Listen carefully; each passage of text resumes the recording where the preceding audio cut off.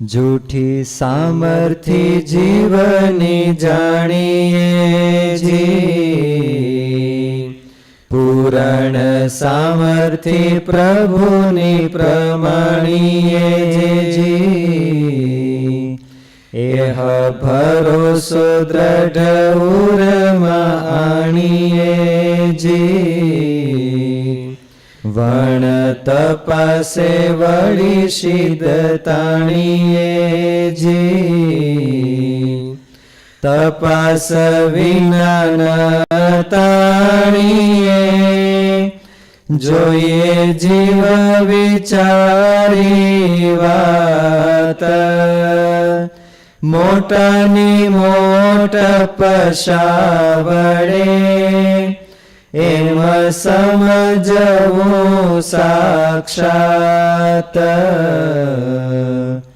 પિતા પાળે જેમ પુત્રને, વળી પ્રીતે કરે પ્રતિપાળ, સુખ કરે ને દુઃખ હરે, શોભાવે સદાય કાળ, ખાવા પીવા બોલવા, વળી રેવા શીખવે રીત, હરિ મિત્ર પર આપણા, તેહ નક્કી કરાવે નીત,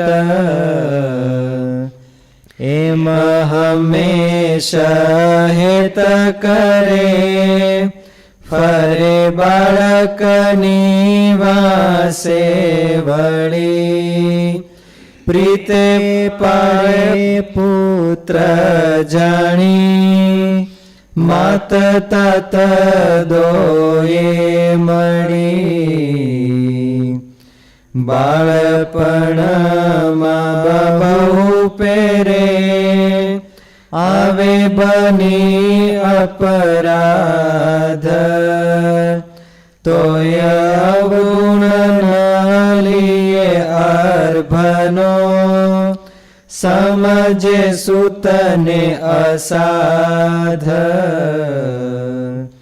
એમ મોટાની મોટાપનો, કોઈ પામી શકે નહીં પાર, પુત્ર પિતાને પટંતરે, સમજો સમજો સાર,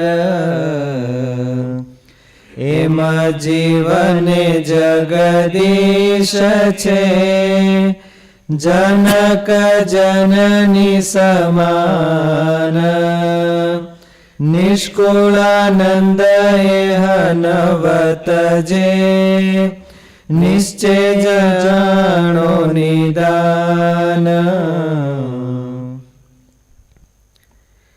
જીવની સામર્થ્ય અતિ અલ્પ છે. જીવનું અભિમાન બિલકુલ ખોટું છે. પરમાત્માનો પ્રતાપ જ સત્ય છે.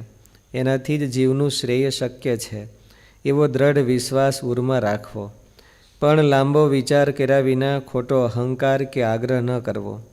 મોટાની મોટપનો વિચાર કરવો. ભગવાનની મોટાઈનો વિચાર કરવો.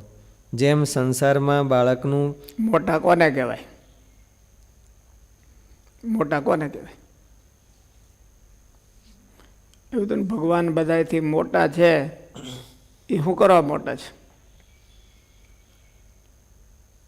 પોતાના ગુણોને બીજા માટે ઉપયોગ કરે છે. બીજાને મોટા બનાવે છે એટલે ભગવાન મોટા છે. એની કોઈક ઉપાસના કરે તો એને મોટા બનાવી દે. એની કોઈક ભક્તિ કરે તો ધૂળ જેવો હોય તો હોના જેવો બનાવી દે. એટલે એ મોટા કહેવાય છે. આપણે મોટા થઈને કોઈકને હેઠા પાડીએ તો, કોઈકને આડો ટાંગો કરીએ અને કોઈ ગોથા જાય ખાઈ જાય એવું કરીએ તો, એટલે એ આપણી તુચ્છતા કહેવાય. કોઈકને હેઠા પાડવાનું મનમાં થિંકિંગ કરીએ તો એ માણસની તુચ્છતા કહેવાય. એ અર્જુનને હેઠો પાડવા હાટું પોતે કરતા હોય તો એ પોતાની મહાનતા ન કહેવાય, એ તુચ્છતા કહેવાય. આપણે કોઈને ઓલા દેખાય એવું કરવા મથતા હોય ડાયરેક્ટ ઇનડાયરેક્ટ, તો એ આપણી તુચ્છતા કહેવાય.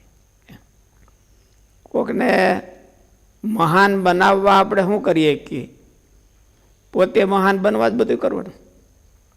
પોતે મહાન બનવા કરતો હોય એ થાય નહીં, ભગવાન એને થવા ન દે. શેવડ જતા ઓલું આ લોકો ફોનમાં બેટરીની આગળ ઓલો કાગળ રાખે ને એટલે કરંટ આવે નહીં.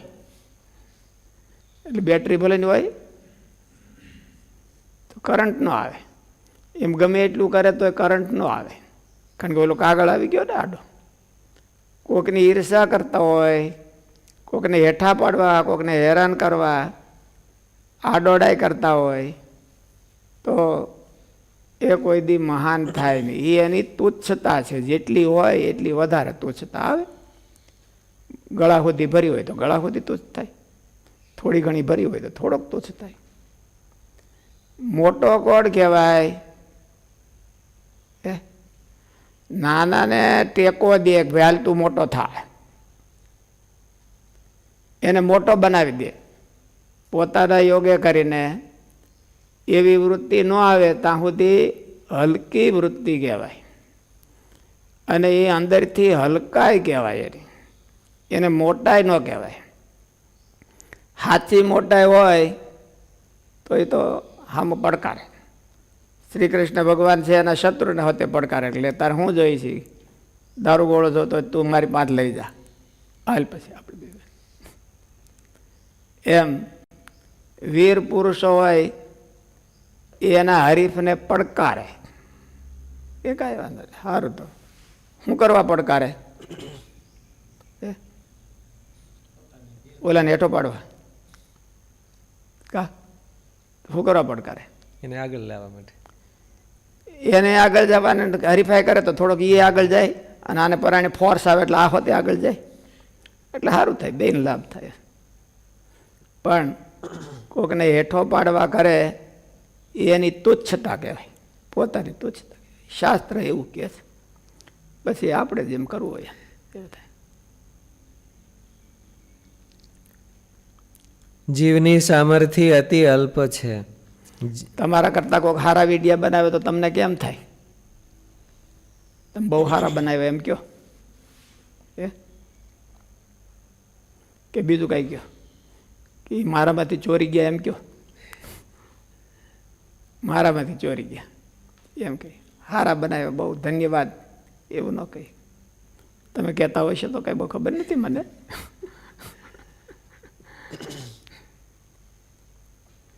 પણ માણાને ઈર્ષા બહુ હોય. કોકનો પ્રોગ્રેસ દેખી અને ઝાડ ઉપડતી હોય, એવો જ બધાય માણાનો સ્વભાવ હોય છે. એમાંથી કોક જ બચી, એને જેનો આશરો ભગવાનનો આશરો હોય એ બચે, ભગવાનના આશરાનું બળ હોય એ બચે, બાકી બધા કોઈ બચે નહીં. જીવની સામર્થ્ય અતિ અલ્પ છે. જીવનું અભિમાન બિલકુલ ખોટું છે. પરમાત્માનો પ્રતાપ જ સત્ય છે. એનાથી જ જીવનું શ્રેય શક્ય છે, એવો દ્રઢ વિશ્વાસ ઉરમાં રાખવો. પણ લાંબો વિચાર કર્યા વિના ખોટો અહંકાર કે આગ્રહ ન કરવો. ભગવાનના ભગતને કોઈ હરીફ હોવો ન જોઈએ, અને હોય તો એને શું માનવું? એને સાથીદાર માનવું. સાથીદાર તો સારો ને, બળવાન સાથીદાર હોય એ સારો કે હવે માઇક આંગલો કા હું સારો? આપણને મદદ કરે, અને પેલો માઇક આંગલો હોય તો તેને આપણે ખંભે ઉપાડવો પડે. એના કરતાં બળવાન સાથીદાર હોય તો સારો કહેવાય. એટલે ભગવાનના ભગતને કોઈ હરીફ હોવો ન જોઈએ, માને નહીં એમ. બીજા ભલે ને કરે. યુધિષ્ઠિર મહારાજા અજાત શત્રુ હતા, તેને કોઈ શત્રુ નહોતો. દુર્યોધન કોણ હતો? તો એ અજાત શત્રુ કેમ થયા? પોતે નહોતા માનતા. પોતાને કોઈની પાસે શત્રુ ભાવ નહોતો. દુર્યોધનની હારે ખુદ તો એ તો યુધિષ્ઠિરની મોટાઈ કહેવાય, અટલી મોટા કહેવાના. દુર્યોધન મોટો ન કહેવાનો, એક ક્ષુદ્ર પ્રાણી કહેવાનો. કોઈનું જીરવી ન કે એને એ ક્ષુદ્રતા કહેવાય. ગમે એનું વેરીનું હોતે જીરવી કે એ મોટાઈ કહેવાય એને.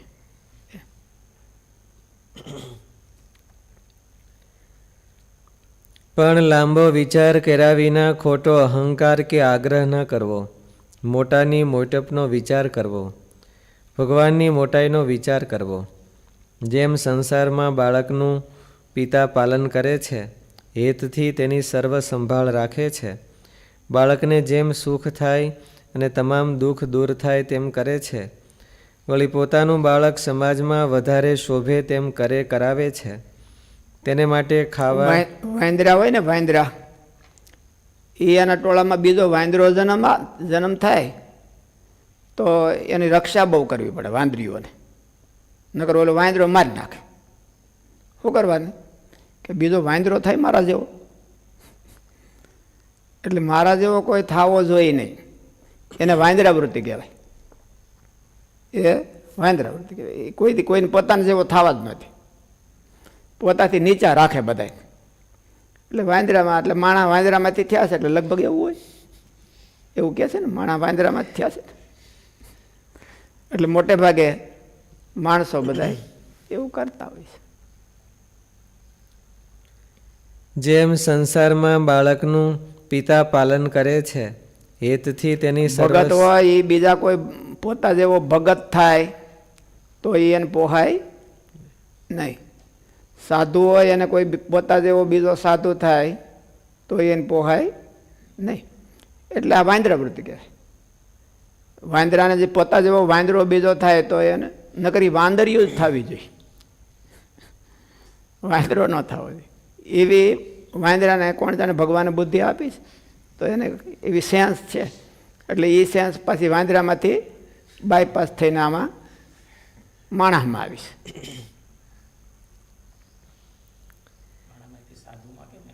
હે માણામાંથી સાધુમાં માણામાંથી ને સાધુ થયા છે ને, એટલે ભેળી લઈને જ આવ્યા હોય. સાધુ કઈ ઉપરથી થોડા પડે છે, અહીંથી ઉપર જાય ખરા, પણ ઉપરથી પડે છે થોડા અહીંયા હેઠા. જવું હોય તો કોક જાય એમ. એટલે માણામાંથી લઈને માણાના ટોળામાંથી આવ્યા છે, એટલે એ બધું ભેળું લઈને આવ્યા હોય, મૂકવા માગતા ન હોય. જેમ સંસારમાં બાળકનું પિતા પાલન કરે છે, હેતથી તેની સર્વ સંભાળ રાખે છે, બાળકને જેમ સુખ થાય અને તમામ દુઃખ દૂર થાય તેમ કરે છે. સાચા મા બાપ હોય એ દીકરો મારા કરતાં આગળ વધે એવું જ ઈચ્છતા હોય, આતુર હોય. દીકરાને મોટો જોવા માટે એ મા બાપની મોટાઈ કહેવાય. મા બાપની મોટાઈ શું કહેવાય કે દીકરાનું સારું જે છે. એ એવું ન જાણે કે દીકરો મોટો થાય તો હું ઝાંખો પડી જાઉં. માણસો બધું એવું જાણે કે સાધુને બીજો સાધુ થાય તો હું ઝાંખો પડી જાઉં, ભગતને બીજો ભગત એવો કોઈક થાય તો હું ઝાંખો પડી જાઉં, મારું કોઈ મને કોઈ પૂછે જ નહીં. એવું બધું માણસો એવું વિચારે. મા બાપ હોય એ વિચારે નહીં. ભગવાન ન વિચારે એવું કે આ કોઈક બધા બહુ મોટા થઈ જાય અને બહુ ઐશ્વર્ય આવે તો મારું ભગવાન પણ નહીં રહેવા દે. એવું ભગવાન છે જ નહીં, કોઈ હરીફ ભગવાનને છે જ નહીં.